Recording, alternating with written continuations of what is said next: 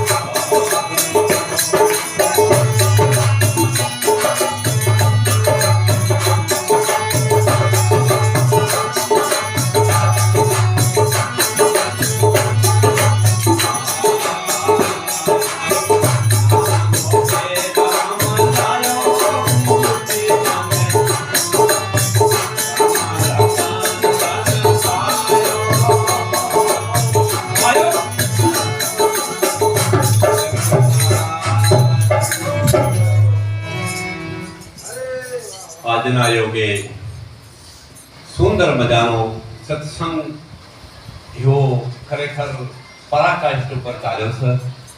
મારા હરિગુરુ સંતોનો હું તો દાસ છું. જીવનની અંદર હરિગુરુ સંતો વિના રહેવાતું નથી. આવા તો કોઈ બી કે નહીં. હા, વારંવાર આ તો સતાવે છે. સત્યનો પડકાર એવો છે મારા સંતો. હા, તમે રહી ન શકો. આ વાત મહાન છે, પણ કોને કહેવી, કોને કહું? મારા રુદિયાની વાતો નથી રહેવાતો કે નથી કહેવાતો. આવી વાતો છે મારા સંતોના દેશની ન્યારી. અને એવોય પાછો નિરોધ. આહા, કોને વાત કરવા નિરોધની? કોણ જીલયા? ચમનદાસ હે દેશ ફરી પરદેશ ફરી ઘણા જોયા સંતોના શગાળ, પણ જેને દીઠે મારા નયન ખરે સંતના મારા સરીખા મુજને બુਝે તુજા તો બીજા વિજોગી. એનું કોમ પણ નથી મારે. અને નિરોધનું જ્ઞાન એવું નકરું નિરાળું છે કે કોઈનું કશું એ ચાલે એના પાખંડીઓનો. તમે શું સમજો છો નિરોધની વાત? નિરોધની વાત એવી છે, ભારતને વિશ્વની અંદર સ્વીકારી લીધી છે. હા, પણ હોય એની પાખંડ આદર્યું છે બસ. હા, પાખંડ જ આદર્યું ગિલેટ કરી ફરે છે. અરે 52 અગસર એ 12 બોલે એક નિરંતર આવો રે.